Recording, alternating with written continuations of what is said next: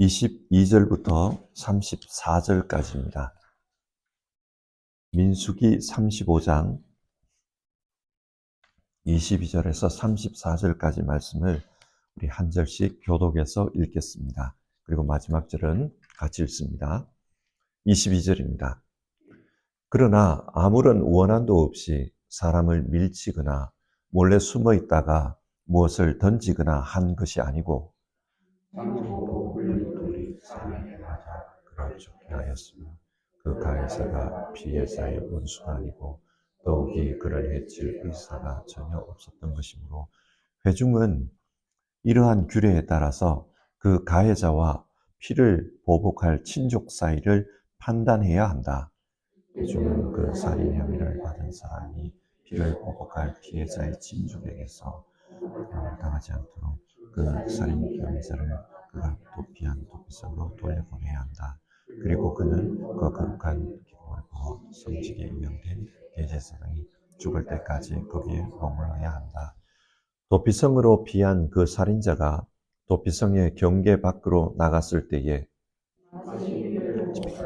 친족이 도피성의 경계 밖에서 죽였으면 그 친족에게서 아무런 상처도 적용되지 않는다. 살인자는 반드시 대제사장이 죽을 때까지 도피성에 머물러 있어야 하고 대제사장이 죽은 다음에야 비로소 자기 소유지가 있는 땅으로 돌아갈 수 있다. 위에서 말한 윤회는 너희가 어디에 가든지 자사손손 모든 세대에 적용되는 윤례이다. 누구든지 사람을 죽인 사람은 살인자이므로 반드시 죽여야 한다. 그러나 거기에는 증인들이 있어야 한다. 오직 한 증인의 증언만으로는 어느 누구도 죽이지 못한다. 살인죄를 지었을 때는 살인범에게서 속죄를 받고 목숨을 살려줘서 대제사장이 죽기 전에는 도피성으로 피한 사람에게 속죄를 받고 그를 제 땅으로 돌려보내어 살게 해서는 안 된다.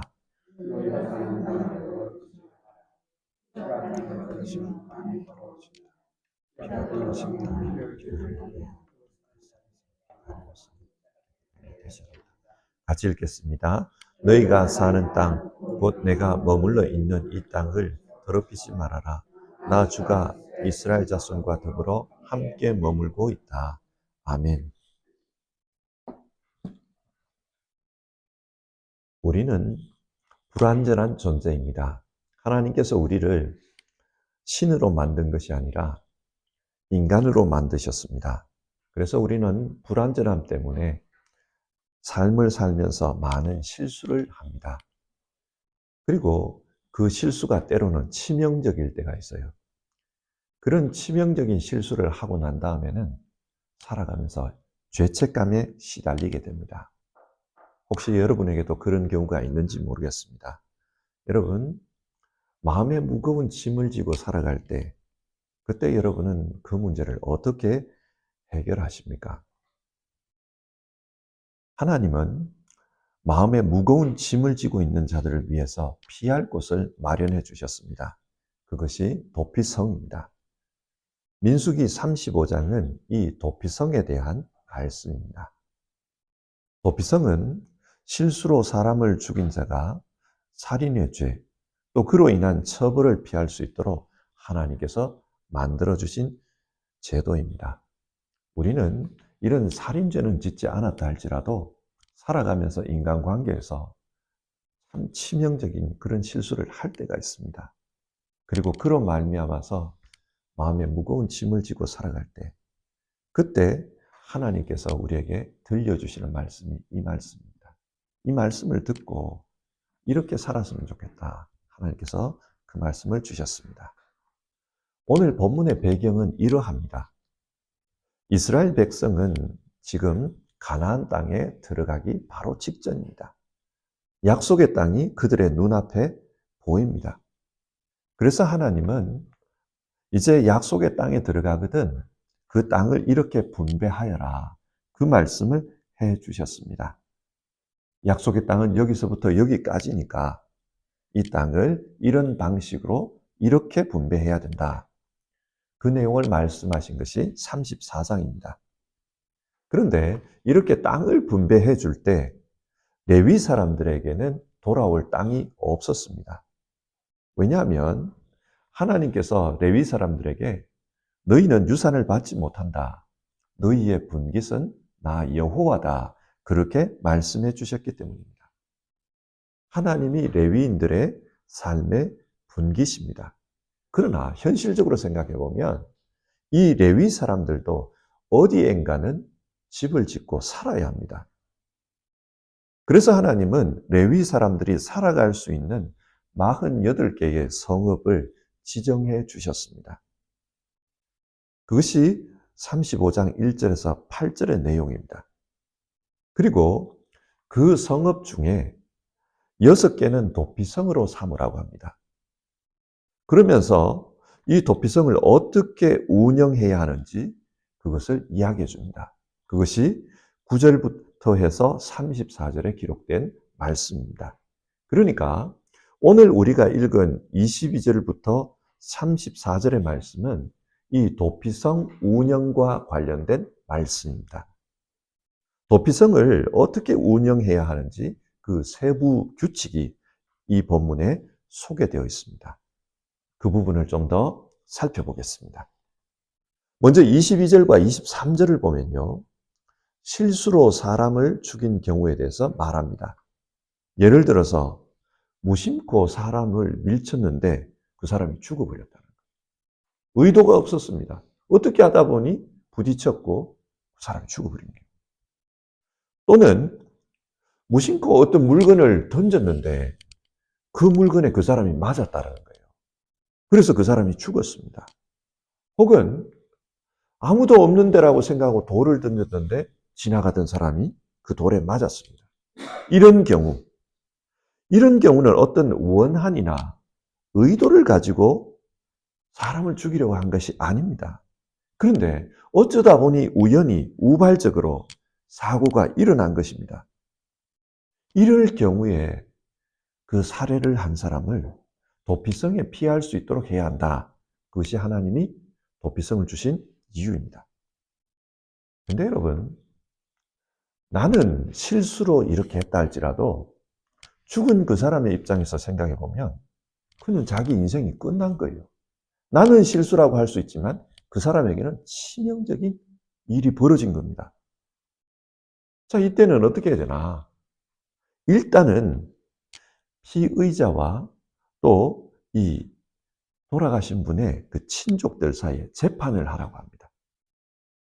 왜 재판을 하라고 하는가? 사람은 하나님의 형상입니다. 하나님의 존재를 세상에 드러내는 아주 소중한 존재입니다.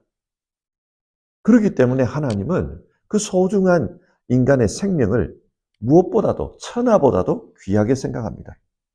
그래서 그 한 생명이 사라진 것에 대해서 이 친족들에게 보복할 권리를 주셨습니다.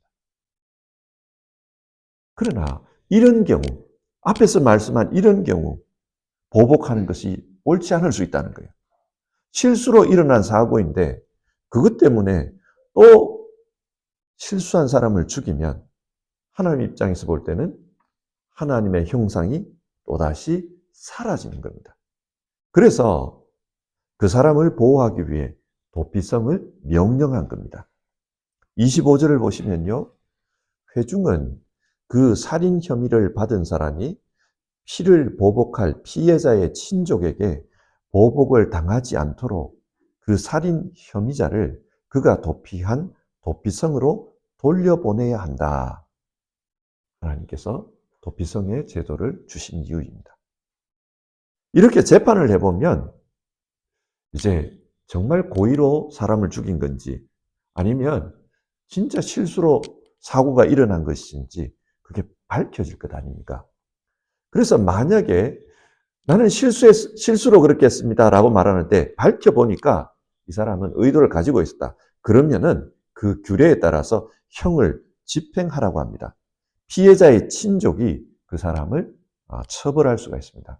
여기서 피해자의 친족이라는 말이 나오는데 이 피해자의 친족이라는 말을 히브리어로 보면 가알입니다. 이 가알이, 고엘입니다. 죄송합니다. 고엘입니다. 이 고엘이 뭐냐면은, 룻기에 보면 이 고엘 제도가 나와요. 룻이 어려움을 처했잖아요. 그 룻 집안, 더 정확하게 말하면 나오미 집안이죠. 그 나오미 집안의 어려움을 돌봐줘야 될 사람이 있습니다. 가까운 친족부터 먼 친척까지 이 친족을 따지죠. 그 친족 중에 한 사람이 보아스였습니다. 그 친족, 그 사람이 고엘이에요. 거기에 룻기에 고엘이라고 기록되어 있습니다. 그러니까 그 집안, 얽혀있는 친족이에요. 좋은 일이 있든 나쁜 일이 있든 함께 도우며 하나의 공동체로 살아가는 그 사람에게 처벌하도록 했습니다. 그런데 이게 진짜로 단순한 실수로 발생한 우발적인 살인이었다. 그러면 그 피의자를 보호해 주라는 겁니다. 하나님은 그 사람들을 보호하기 위해서 요단강 동쪽의 세 개의 도피성, 서쪽의 세 개의 도피성을 설치하라고 합니다. 이 6개의 성읍은 약속의 땅에 사는 사람이라면 누구든지 피할 수 있도록 위치를 배분을 했어요. 누구든지 가깝게 도망칠 수 있도록 그렇게 했습니다. 그리고 그 도피성 안에는 그곳으로 도망온 사람들을 재판해 줄 장로들이 있었습니다. 그 성읍의 장로들이 재판을 하는 거예요. 그 재판을 통해서 고의적인 살인이 아니라는 것이 판명이 되면은 이 피의자가 계속해서 그 도피성 안에서 살아갈 수 있도록 해줬습니다. 왜냐하면 밖에 나가면은 이 판결을 잘 모르는 친족들이, 고엘들이 보복을 할 수 있습니다. 보복을 해도 이게 문제가 안 돼요. 그러니까 아예 이 도피성을 벗어나지 못하고 그곳에 살도록 했습니다. 자, 그러면 언제까지 도피성이 살아야 되는가? 이게 문제가 있잖아요. 왜냐하면 내 재산이 저기에 있는데 그 재산을 못 가져옵니다. 여기서만 살아야 되니까 어떻게 보면 감옥 같은 그런 느낌도 있잖아요. 그러니까 언제까지 여기에 살아야 되는가? 25절 뒷부분을 보면요. 그리고 그는 거룩한 기름을 부어 성직에 임명된 대제사장이 죽을 때까지 거기에 머물러야 한다. 자기에게 일어난 그 사고 당시에 대제사장이 죽을 때까지는 그 도피성을 벗어날 수가 없습니다. 만약에 무단으로 벗어났다가 살해를 당하면 이거는 그 사람의 책임이라는 거예요. 자기 책임이라는 겁니다. 그래서 죄 지을 당시 대제사장이 살아있는 동안은 외출을 할 수 없었습니다. 하지만 대제사장이 죽으면은 완전한 사면이 이루어져요. 자기 고향으로 돌아가더라도 어떻게 할 수가 없습니다. 이 대제사장의 죽음이 큰 의미가 있는 겁니다. 그러나 30절에서 32절을 보면요. 고의적인 살인을 범한 사람들은 절대로 보호해서는 안 된다는 말씀이 나와요. 30절입니다. 누구든지 사람을 죽인 사람은 살인자이므로 반드시 죽여야 한다. 그러나 거기에는 증인들이 있어야 한다. 오직 한 증인의 증언만으로는 어느 누구도 죽이지 못한다. 만약 도피성에 도망쳐 온 사람이 재판을 해서 이게 고의적인 살인이었다라는 것이 판명이 되면 그 사람을 죽이라고 합니다. 그런데 재판을 할 때 증인의 말도 중요하지만 본인의 말도 중요하지만 증인이 중요하다. 두 사람 이상의 증인을 그 발언이 일치하는 증인이 있어야 그 증언에 따라서 판결할 수 있다. 그 말을 하고 있습니다. 여러분, 이게 뭘 말합니까? 이 구절이 지금 뭘 말합니까? 하나님은 정말 사람의 생명을 중요하게 생각합니다. 함부로 해치는 것을 원치 않습니다. 창세기 9장 6절입니다. 사람은 하나님의 형상대로 지음을 받았으니 누구든지 사람을 죽인 자는 죽임을 당할 것이다. 하나님은 자기 형상으로 지음받은 사람을 정말 소중하게 생각합니다. 그래서 그 생명을 해쳐서는 안 된다는 거예요. 예수님께서 산상수훈에서 이런 말씀을 하시잖아요. 너희가 예배를 드리기 전에 형제에게 잘못한 것이 있거든 예배 드리기 전에 가서 잘못했다고 이야기를 해라. 그 이야기를 해요. 그리고 사람의 말로 그 사람을 해치는 것, 또 감정적으로 그 사람을 미워하는 것, 그것도 살인이다. 그 이야기예요. 그러니까 하나님이 자신의 형상인 사람의 존재를 얼마나 아끼는지를 알 수 있습니다. 실제로 육체가 상하는 것도 문제지만 그 감정이 상하는 것, 그 사람을 감정적으로 상하게 하는 것, 그것도 살인과 같은 것이다. 그런 이야기를 해요. 하나님은 사람을 사랑합니다. 그렇기 때문에 그 사람에게 정의가 이루어져야 된다. 정당하지 않은 죽음이, 살인이 발생해서는 안 된다. 죄를 무시하지 않습니다. 그러나 동시에 우발적인 사고인데 그 사람을 죽이는 것도 허용치 않습니다. 하나님 지금 그 말씀을 하신 거예요. 31절을 보겠습니다. 살인죄를 지었을 때는 살인범에게서 속전을 받고 목숨을 살려주어서는 안 된다. 그는 반드시 죽여야 한다. 고대 사회는 동형처벌법이라는 것이 있었습니다. 우리가 잘 아는 대로 눈에는 눈, 이에는 이. 그 말이 있잖아요. 그러니까 눈을 상하게 했으면 그 사람의 눈도 상하게 하라는 겁니다. 동형처벌법입니다. 사람을 죽인 자는 그 생명으로 죄값을 치르게 해라. 그렇게 가르쳤습니다. 돈을 받고 죄값을 용서해서는 안 된다. 하나님은 이런 정의를 말씀하십니다. 자, 그러면 왜 도피성을 만들려고 합니까? 33절에서 이런 말씀이 나와요. 너희가 사는 땅을 더럽히지 말아라. 하나님의 정의가 실현되지 않으면 땅이 더러워진다는 거예요. 사람을 죽임으로써 피가 흐르면, 피가 그 땅에 스며들면 그 땅 자체를 더럽다라고 말합니다. 이것은 물리적으로 피가 흐르면 물리적으로 그 땅이 더러워진다는 말이 아닙니다. 하나님 보실 때에 부정하다는 말입니다. 하나님은 거룩하신 분입니다. 정의로운 분입니다. 그래서 억울하게 사람이 죽으면 그 땅 자체를 더럽게 생각합니다. 땅을 더럽게 한다는 게 어떤 겁니까? 그 땅에서 농사를 짓고 그 땅에서 일을 합니다. 그것도 더럽게 본다는 거예요. 그래서 그 농사 지어서 얻은 곡식도 더럽습니다. 그 곡식을 먹는 사람들도 더러워집니다. 하나님이 부정하게 생각한다는 거예요. 그래서 33절 피가 떨어진 땅은 피를 흘리게 한 그 살해자의 피가 아니고서는 깨끗하게 되지 않는다.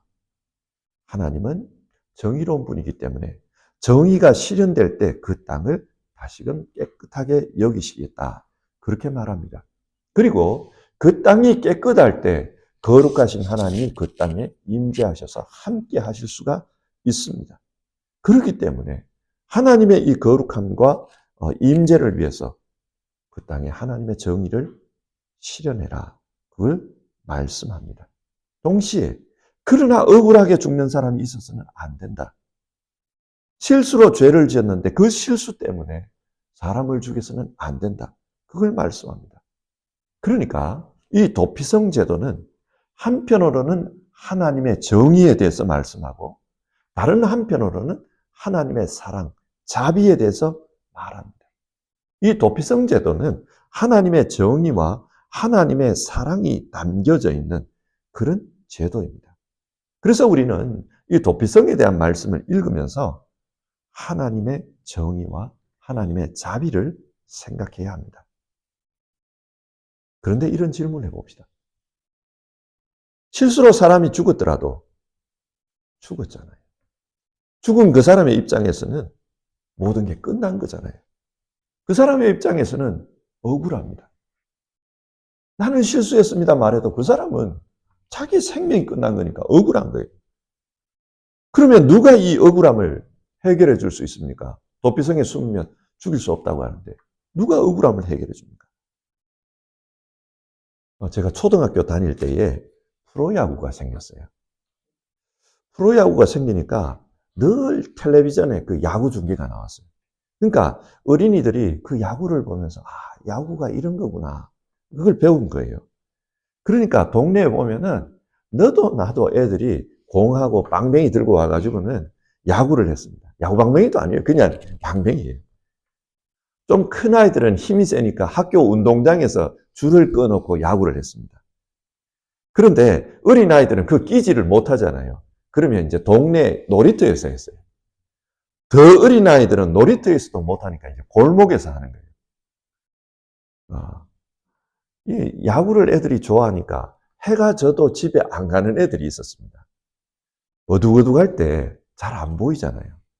그럼 냅다 이렇게 방맹이를 쳤는데 그게 골목에서 하면은 꼭 누군가의 집에서는 쨍그랑 하는 소리가 납니다.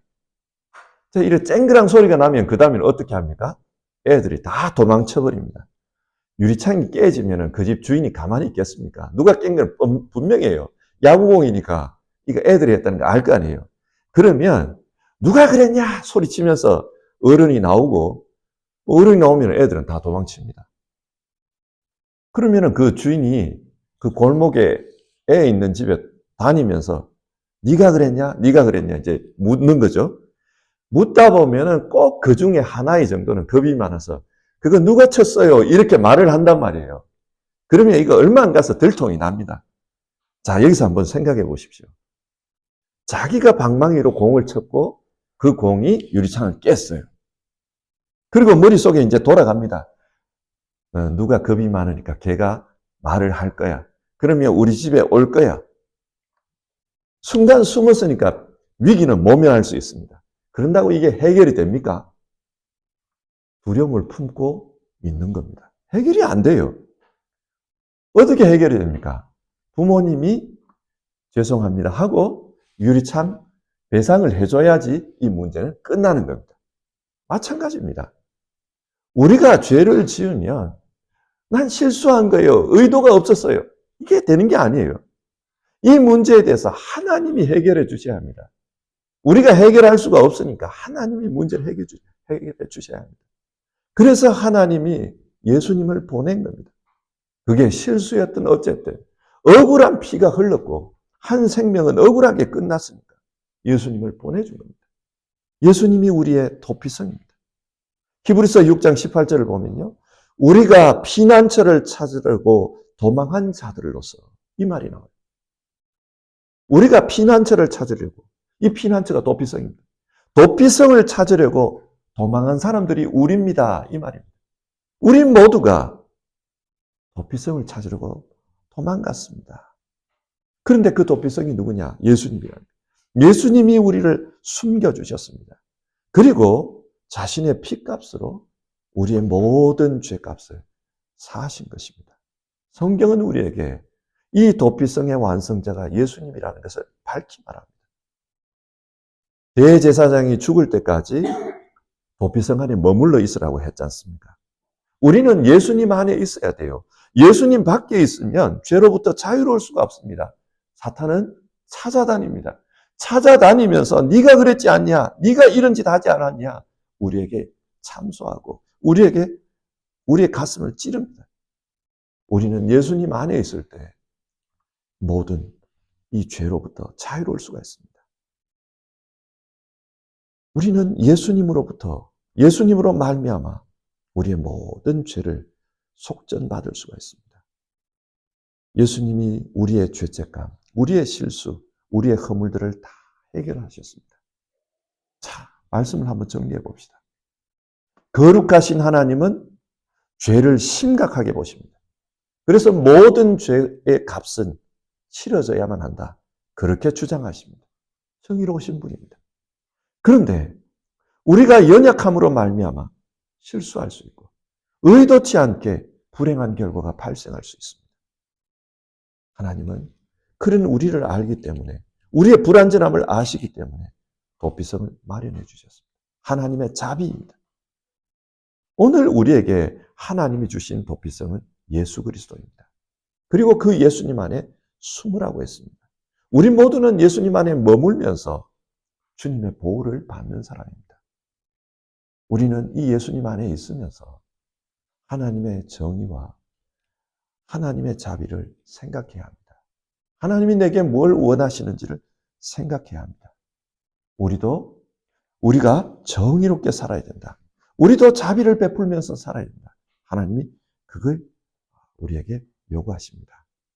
혹시 지금도 마음에 무거운 짐을 지고 계시는 분들이 있다면 예수님께로 가야 합니다. 예수님께로 가야 이 모든 짐이 내려집니다. 그리고 그 짐을 내려놓으셨다면 이제 우리도 정의롭게 살고 누군가에게 자비를 베푸는 삶을 살아야 합니다. 그것이 오늘 성경이 우리에게 교훈하는 바입니다. 우리 같이 찬송하고 기도하겠습니다.